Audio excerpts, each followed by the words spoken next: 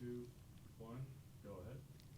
Hey everyone, welcome back to Tech Talk. I'm Julia Beauchamp. I am here with Ken Minkus, the executive editor of Computer World, as well as Jack Gold, the principal analyst and founder of J. Gold Associates.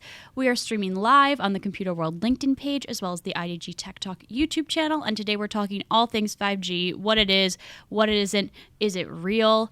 So if you have any questions, be sure to leave them in the comments below. We'll get to them during the live stream. And thanks so much for being here. So Jack, starting off, last night was the Super Bowl here in the US, and I saw at least, I think, 3 or 4 commercials for 5G, which, knowing what I know about 5G, it seemed to lead the viewers to believe that it is completely widespread in all of the US. But is that really the truth? Widespread, yes. Available, no. Okay, interesting. Okay. So glass half full? Yeah, elaborate on that. No, so look, there are a lot of cities spread around the country that have some 5G capability. So when they say nationwide, you can kind of say, okay, nationwide means, a point here, a point there. Pocket all over the place. Of Right, nation, pocket, yeah, exactly. But can I get it at 80, 85%, 90% of the time I want it? No. Not if you're traveling around. If you're staying in one place, sure. If you're in, downtown Manhattan, if you're in downtown Boston, if you're in Des Moines, they probably have something. If you were at the Super Bowl, the stadium was wired with 5G. Right, I did hear that. Yeah. And so, yes, it's available. But for me, 5G isn't real until I can get it at least most of the time, 80, 85%, 90% of the time that I want it. Otherwise, I get it 10%, 15% of the time, so what? It's nice when I have it, and then I'm really frustrated when I get out of the coverage area. Doesn't it really depend, too, on the hardware? I mean, we're still sort of seeing, on the Android side at least, devices show up that tout 5G. Apple has not yet come out with a 5G iPhone. We assume that they will this year. But I mean, let's say it's available now in the U.S. in pockets. But if you don't have a phone that's capable of accessing it or a device capable of accessing it, it's still not really available. That's right. Exactly true. And right now there are a handful or so of 5G available phones. You can get one from T-Mobile. You can get one from Verizon. Samsung's got one. Oppo's got one. There are a few of them out there. The problem is that most of them are very expensive. They're $1,000 plus. Yeah. And if you were going to buy a 5G phone at $1,000 plus and you only get 5G coverage 10 or 15 or 20% of the time, you're probably going to be pretty disappointed. At least I would be. So then the question becomes, okay, so it's a chicken and egg thing. The carriers are all going to put 5G in place, for sure. They have to, for a variety of reasons. It's not just because we want it, but for capacity reasons and they want it. The ability to do network slicing and offer new services and all that kind of stuff. So it's going to be very important to them long term. But then the question becomes, when do I make the jump? Do I do it now? Well, some people are going to do it now because they have to have the latest and greatest. Yeah. If you're going to replace your phone anyway, it's probably okay to start thinking about, okay, if I'm going to get a phone in the next couple of months, should I get one that already has 5G because I'm going to keep it for 2 years? Maybe. I'm kind of buying up to the future. But if you just got a new phone and all of a sudden you want a 5G phone and because you think you're going to get 5G, you may not be getting it very quickly. Does it really make sense to spend that kind of money? So, and it becomes even more of an issue for businesses, right? Because businesses need to think about getting a return on their investment. So if I'm investing in buying you guys each a 5G phone, what am I getting in return? It's $1,000 a head. All right, they'll get a better deal because they'll buy it in bulk. But there's still got to be a return on investment. So there are a lot of decisions around what do I buy you, when do I buy it, and what are you going to run on it that makes sense for me to give it to you anyway? Because for a lot of users, 4G is more than adequate. If I'm out in the field and I'm doing forms, I'm filling in forms, I'm sending a kilobyte worth of data back to the corporate environment. Does 5G really make that much difference over 4G? Microseconds, who's going to notice, right? Right. If you're... if you really need real-time data, say you're doing telemedicine, you're in an ambulance, or you're at a fire and you need a map of the building, et cetera, a few seconds could actually make a huge difference. So that's when the lower latency, significantly lower latency and faster speed of 5G really makes a difference over 4G. Sure. But for a lot of users in the field, it's kind of a gray area. So when do I upgrade? So businesses really need to think about when to upgrade users, which is a different discussion than a consumer. Consumer has a completely different ROI than an enterprise does. Sure. And you made an interesting point there about when ambulance providers and first responders. And please correct me if I'm wrong, but there's these private 5G networks for first responders, right? There are private networks for first responders. They're not yet 5G. They're going to be. Okay. FirstNet is an example. So Sure. I heard about that. Yeah. I think that. It's basically, and it's a great idea, it's basically a way for all first responders to interact with each other, because today with regular radios, first responders have their own network. So Right. Town A and Town B can't talk to each other very easily, right? Right. And so what they're doing is they're trying to put together a universal network that says, I don't care if you're in Town A, B, C, D, or F, you can at least talk to each other because you need to be able to interact. It makes no sense to have isolated spots. That will eventually be 5G, but for right now, it's 4G. So the idea of a private network is not necessarily 5G related. You can have a private network now that will be upgraded when the network is upgraded, right? Yes. Okay. Yes. Okay. There will be 5G private networks. For example, particularly 5G, and we haven't talked about low band versus high band, sub-6 versus... I wanted to mid- ask mid- about that actually. What is the difference and why should people care that there are different bands here? Oh, okay, and that's a great question, right? So, and that gets to the spottiness of 5G coverage as well. Okay. So there are two generic bands. There are lots and lots of bands, but two generic bands for coverage for 5G and even 4G as well. There is sub-6, they call it sub-6 gigahertz, which is where all the 4G and 3G. Is that basically the spectrum on which 5G networks will work? Yes, sorry, Okay. it's the spectrum. It's the frequency. So Right. it's 2.1. It's 600 megahertz, 800 megahertz, 900 megahertz. All the stuff we've had on the older networks. Okay. Okay. They've gone up a little bit on higher frequency that we didn't have in the older networks, but it's still considered. It's called sub-6 gigahertz generically, and then there's millimeter wave. Millimeter wave is very high frequency. It can be it's above 6. It could be 12. It could be 20. It could be 30. It depends on which country you're in. They're even talking about 60 and 80 gigahertz now. Wow. Okay. Yes, the distinction is that the higher you get in frequency, the lower penetration you have through things like buildings, cars, bodies, windows, roofs. So it's very hard to get a millimeter wave signal from outside into the building. If I'm sitting here at this table and try to get a millimeter wave signal from a tower or near the Mass Pike that's out on the Mass Pike, the chances are pretty good that I'm not going to get it. Very Okay. good that I'm not going to get it.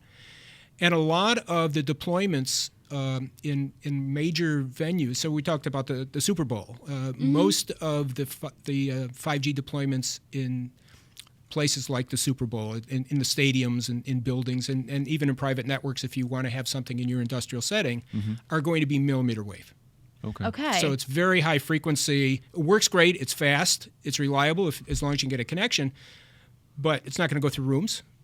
It's not going to go through you're not going to be able to get it and you pick it up in your car.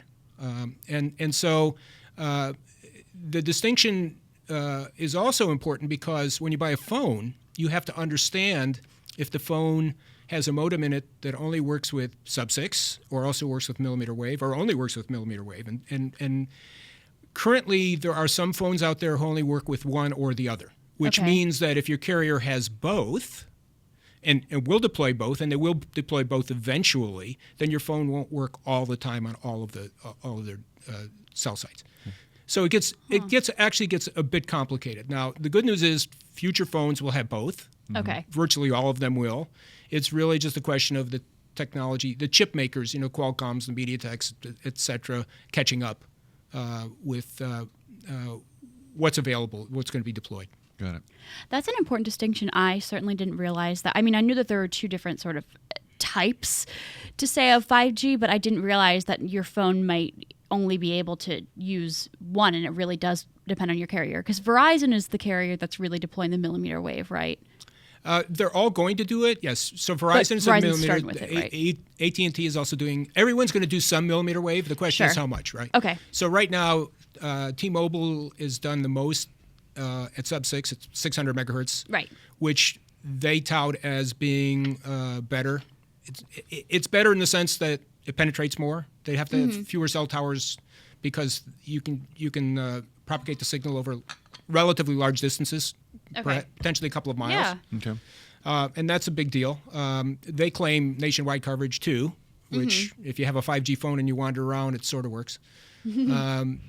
They actually had an interesting demo. I was at an event in Hawaii in December, and they actually had 5G phones that they were doing. They had lit up the 5G network in Maui, and it actually worked really well. And then I came home with the phone and couldn't get it at my house, so I couldn't get 5G to work in my house. Hate when that happens. You had mentioned something called network slicing in passing. Right. What is that? So one of the major benefits of 5G that is going to be pretty much invisible to users, but is going to be incredibly important longer term for everyone, including the network operators, is something called network slicing. And what they're basically able to do is they're able to take, so you have a full spectrum, let's say, your signal is as wide as this table, let's say, from a speed perspective, latency perspective. Well, that's great. What if I don't need that? What if I'm running a water meter? What if I'm running a sensor in a farmer's field that wanted to monitor their temperature around the corner, how much humidity was in there, when to water it, et cetera? The amount of data that's sending is nothing. It's trivial. Minuscule, It's tiny little amounts of data. And if you build a sensor with a full-blown modem that takes the full bandwidth, it gets very expensive, and you have to pay the network operator a fairly high premium as well because you're taking up bandwidth. Right. What if I could take this full table and only give you, teeny little 1 inch slice. Right, 1 inch slice of this table. Yep. I don't know if you can see it on the camera. Sorry, but this much instead of this much. Right. And charge you pennies, or $1 a month.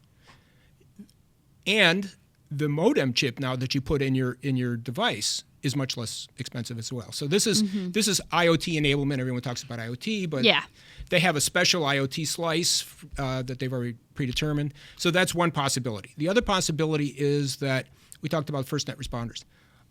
One of the things that you can do is set up the core of the network to always give Ken priority when he gets on. Okay. Why? Because it's mission critical. Someone could And die. I'm paying for that, presumably. Yes. Yeah. Yes. Absolutely. You're paying a premium for it, but I give you first dibs. Yep. Right. You go to the front of the line. It's like TSA pre-check in an airport. Right? Got it. Or even better than that, actually. So one of the things that 5G really brings to fore is the fact that networks now are not just one network. They're multiple networks. There is a lot. Can't emphasize that much, too much. A lot of compute power that has to go into the core of the network to make the network work. And that allows the operators to do all kinds of great stuff. We talked about IoT. We talked about quality of service. They can do lots of different things about pricing plans because I can segment what I give you. I can give you higher frequency or higher speed, lower speed, higher latency, lower latency, all kinds of stuff. There's just a lot of compute going on. Okay. That makes sense. Which is also, by the way, great if you're a provider of network equipment because all of these networks are going to be upgraded billions and billions of dollars. They're going to be networks. making lots of money or Yes. expecting lots of money for this investment. Absolutely. Yeah, I definitely want to touch on sort of these network infrastructure providers. But before we get to that, I do just want to remind our viewers on LinkedIn and YouTube that we are streaming live. So if you have any questions, be sure to leave them, and we're going to get to them probably in a little bit. But so one of the topics that I talk about at length on the IDG Tech Talk channel is 5G deployment, the network infrastructure needed, and the vendors that are used. And one of the really hot topic vendors right now is, of course, Huawei. They are going to be excluded from US 5G networks. But on the topic of global deployments, the UK has just said that they're going to allow Huawei in their non-critical I saw that, 5G networks. So my sort of question is, why? Why would they choose that when they have this global pressure to not? Do you have any thoughts about that? Sure. And the answer is very simple. Huawei probably has more 5G capability than anybody else out there. Okay. So of Really? the really big networks, the network suppliers. Sure, the vendors. The vendors. It's basically Ericsson, Nokia, Samsung's coming on strong, and Huawei. Huawei, I can't say it, sorry. Huawei has the biggest share if you look worldwide, the biggest share of network capability. and a lot of people go with them because of price and service. Okay. Basically, they basically own the Chinese market. ZTE's there too, which is another Chinese company, but they're much smaller. So if you're deploying 5G in China, you're building a lot of equipment. Yeah. So the economics of scale start kicking in, and Huawei has been very price aggressive, let's say, in a lot of areas. Now, is it or is it not a security risk? I don't know. I mean, yes and no, probably. But I suspect that it's going to be very, very difficult to simply say on a worldwide basis, Huawei, you can't compete in 5G, because most countries will go along with it.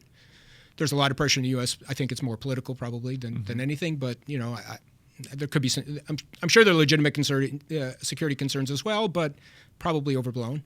And so they won't be going away. So you're going to see Huawei in the world competing aggressively with Nokia and Ericsson and others. Samsung's coming on, as I said, coming on strong. There'll be others out there as well. But there really aren't any U.S. vendors anymore. Cisco is doing something, but they're not. They're empowering the Nokias of the world, the Siemens. Sorry, not the Siemens, but the Ericssons of the world. And I think that's the way it's going to shake out.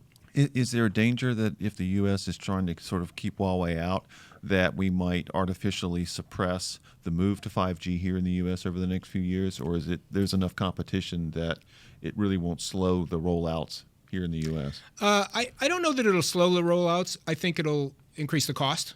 Okay. Because Great. anytime you limit the market, Sure. right? Artificially. I think there'll be some of that.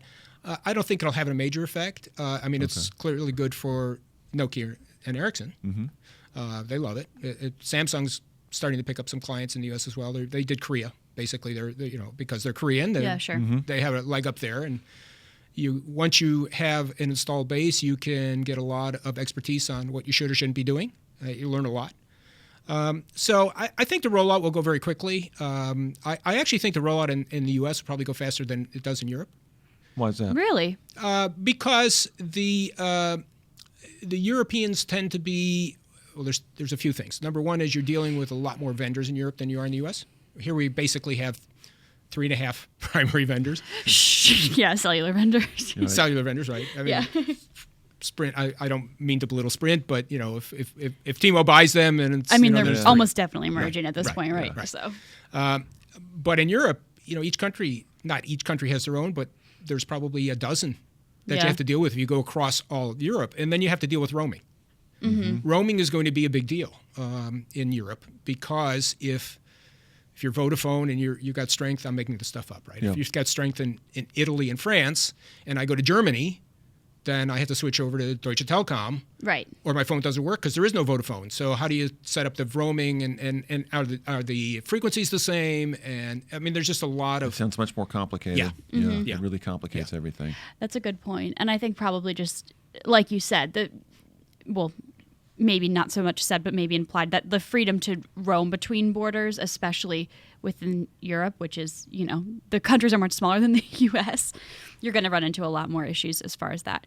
I think maybe before we get to viewer questions, I do just want to ask one more question of you, Jack, and this is a question that we get quite a lot on our YouTube channel. And as I think we're talking about sort of how 5G, it's going to be great. It's going to take a little bit to roll out. We do have quite a few questions or comments about the sort of alleged health risks of 5G because of the high frequency waves. I think the thought is that these high frequencies could cause genetic mutations and therefore cause cancer or any other health risks. What exactly is the risk? Is there one, or is this completely overblown? So I guess I should have a caveat up front. I'm not a bioscientist. You're not a doctor? You're not a scientist. Yeah, right, okay. Having said that, from the studies I've seen and the work I've seen, look, there's always risk on everything, right? You walk around with a Bluetooth headset on your head all day long. You hold your current phone up today. You have a microwave oven in your house? That emits waves. By the way, the power coming out of a microwave oven is 1,000 watts. Now, it's supposed to be sealed and all that kind of stuff. The power coming out of a phone is 100 milliwatts. So, I mean, everything is relative. Right. Is it possible? Sure. We probably won't know for 20 or 30 years because that's how long it takes. By then, I probably won't be around. So, I could be wrong, but my guess is that for most people, it's relatively slim. Look, if you're worried about it, don't put the phone up to your head. Get a wired headset and hold the phone out here and use a mic, an earphone. And then you're not holding it up to your head.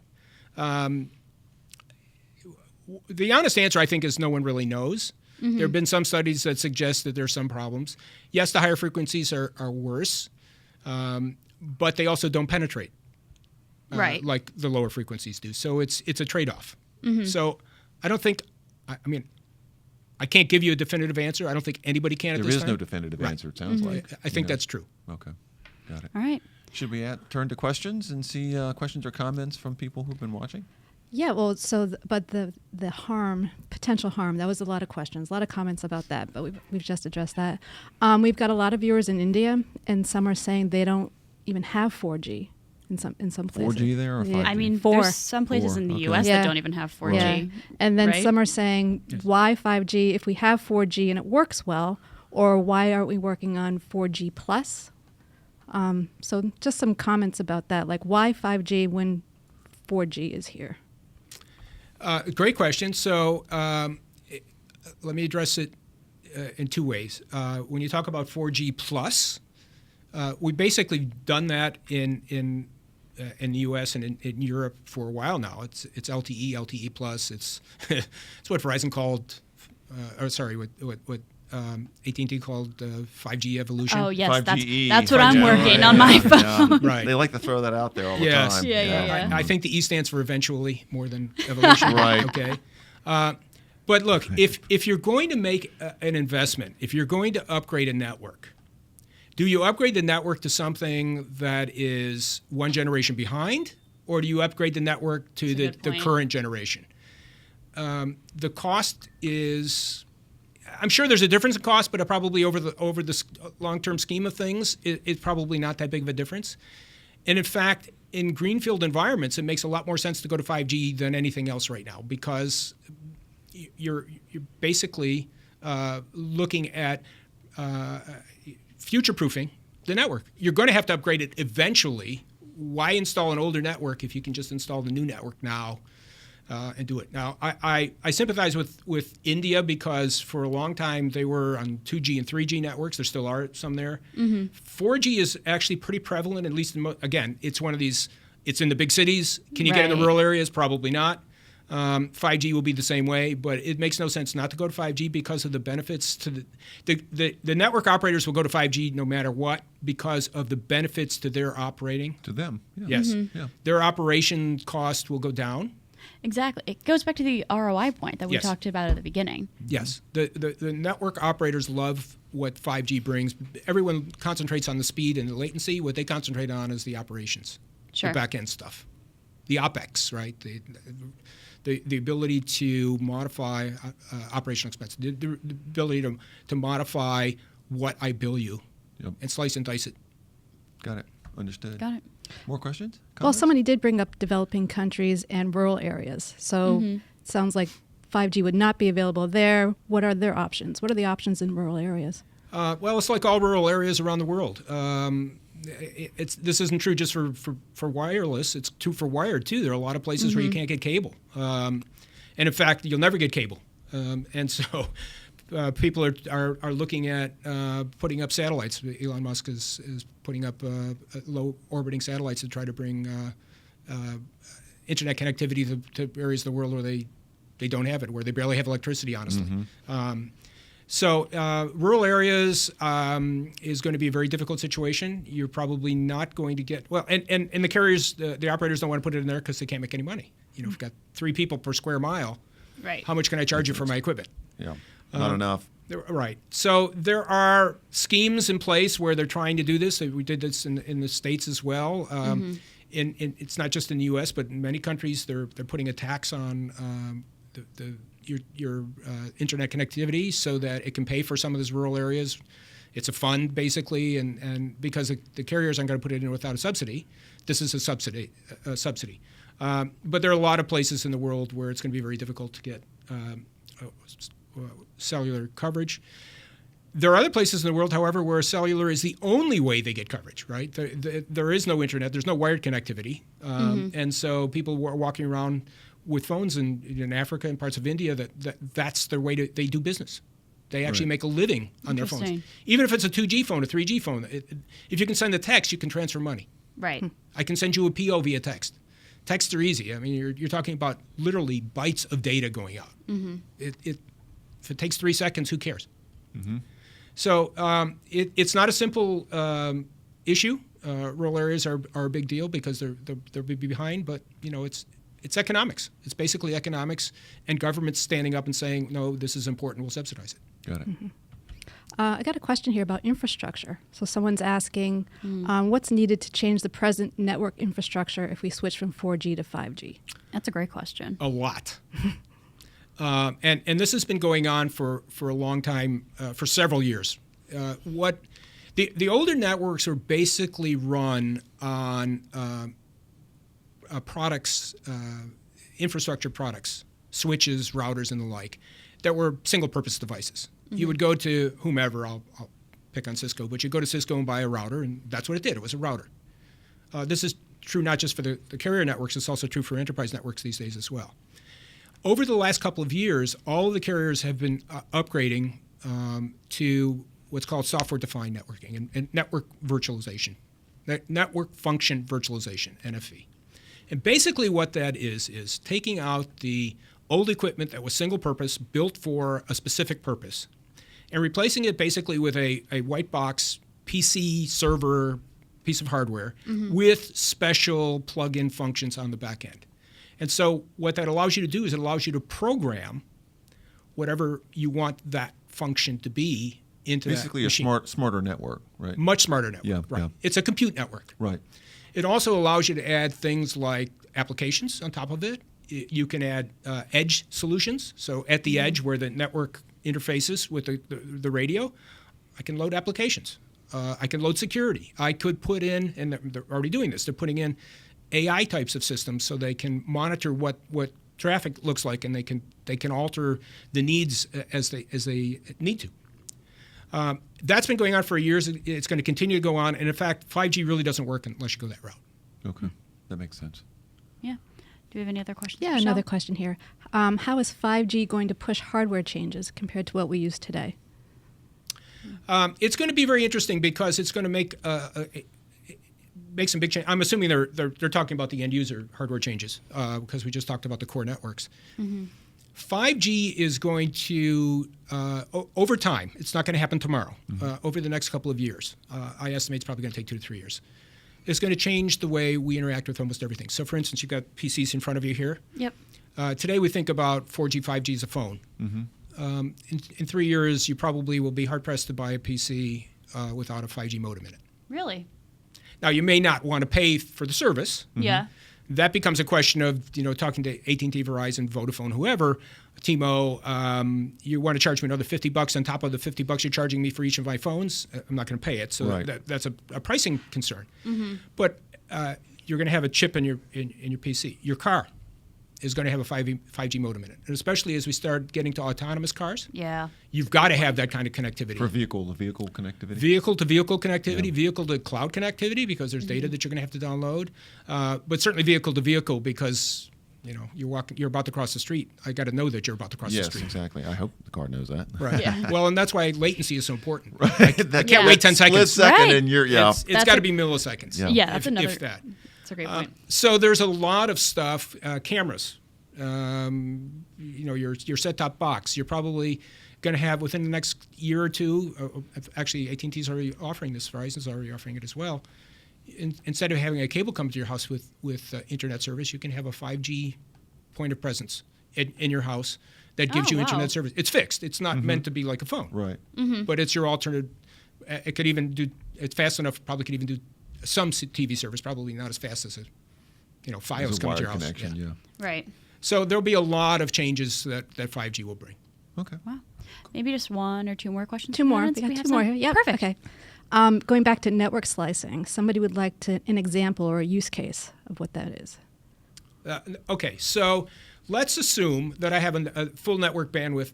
I'll make up numbers here. Let's assume that it's 1 gigabit, the full bandwidth. If I wanted to take the entire bandwidth of the network that Verizon, AT&T, T-Mobile, Vodafone, whoever deployed, I could get a full gigabyte bandwidth, gigabits per second, and download videos in microseconds, right? Okay. That's great. If I take their full bandwidth, then they can't service anybody else. They're only servicing me. Right. They'll let me do that, but I'm going to have to pay for that, right? Now, if the carrier decides, okay, Jack wants to download a video, and Ken wants to download a video, and the rest of the world wants, 100 people All at want once. it all at once. Yeah. I've still got the same bandwidth. The full bandwidth doesn't change, but I can limit the amount of data I give you based on where I charge you. So it's premium pricing, basically. If you want more, you pay for more. If you want less, you pay for less. And that's attractive for consumers Who but it's have al- money. Yeah. Yeah. But it's also attractive for industry because, as I mentioned earlier, Yeah. if you're a meter reader, don't care. I'm not going to spend $15 a month to outfit your meter so I can remotely read it. That's half your water bill Right. or whatever. Yeah. But $1, 50 cents, then I don't have to have somebody actually walk to your house and read the meter. So that's when it becomes really interesting. Telemedicine. You want all the bandwidth you can get because you've got to get data out there and you got to get course. fast. I'm sending a picture to YouTube. It doesn't matter if it Probably takes, not mission critical. right. No. Good. And that's also why we had to go to the software-defined core, because that's the only way you'd be able to slice and Slice dice it that way. Okay. Great. One more question. What does 5G mean to system integrators? Good question. It means a lot of work. And I'll tell you why I was only being a little facetious there. Because if you look at 5G from an enterprise perspective, most enterprises are not in a position to maximally use 5G today. Most of the apps that they have in place are designed, if they're mobile apps, right, if they're designed for using relatively slow speeds, relatively small amounts of data. But there are a lot of ways that enterprises longer term are going to use the high bandwidth, low latency of 5G. AI is a great example. You're a salesman in the field. Let's say you're at a trade show. You just went to CES, and 50 people just walked by your booth, and you want to pick out the one or two of those 50 that are going to be able to actually buy something from you. There are lots of different ways to do that. But you want to have, you're probably not going to do it locally. You're going to have to send some stuff to either the edge. We haven't even talked about the edge yet because that's a huge part of 5G going forward, or the cloud. 5G lets you do that, but you have to build an app. So from a systems integrator's perspective, there's a couple of areas. One, there's going to be a lot of apps that need to be upgraded to take advantage of the higher speed, because a lot of apps are optimized for low speed today, or relatively low speed. So that's number one. Number two is the network infrastructure enterprises may change in the sense that how do I build a connectivity between 5G and what I've got already in place? So my wired Ethernet, for instance. And the third piece is from an IT perspective. It's not quite a systems integrator, but it's still IT support issues. There are going to be support issues. When you go to any new technology, there are always support issues, which is also part of the ROI issue for enterprises. I know you're going to have issues. It's a new technology. You're going to have issues. Yeah. How do I pay for that? Or why should I pay for What's that? it going to cost? What's it going to cost? We don't really know yet. Right. And what's the return if I do it? If it costs me $50 to support you on 5G and I only get a $5 return, why am I doing it? Losing money. Yes. Well, you make it up in volume. Right. Right. Yeah. Exactly. Great. Good. So. Very well, good. that's- Just we're- one yeah. quick. I'm sorry. One quick point because we'll get 3 seconds worth of this, Yeah. right? Yeah. We didn't talk about the edge. That could Yeah. be a topic in and of We itself. want to have you come back, and Okay. I think we should Yeah. do an That's huge. entire show because there's so much around 5G. There's so much. that it's impossible to do in one episode. Yeah, we can't possibly talk about pleasure. it all. But Edge, 5G, We'll have you back. we'll have you Okay. back. Yeah, exactly. So tons and tons of information there. Sitting Jack. on edge, waiting for. We're on the edge Yeah. for 5G. But no, thank you so much for all the insights, both in terms of Thank you. the infrastructure and what companies have to deal with and think about. Juliet, thanks for being here. Yeah, thank you. Quick reminder, if you're watching us, please subscribe to our YouTube channel. If you're watching us on LinkedIn Live, please follow that page. Just a reminder, we have a Twitter chat coming up on Thursday from noon to 1. The hashtag is IDG Tech Talk, hashtag IDG Tech Talk, talking about 5G. And next week, in honor of Valentine's Day, we're going to take a look Yes. at technology we love. Juliet and I will be here with Michael Simon. So think about that and come visit us next week and tell us what you like. Jack, thanks again for being here. My pleasure. Thank you for having me. Thanks, everybody, for watching. That's it for now.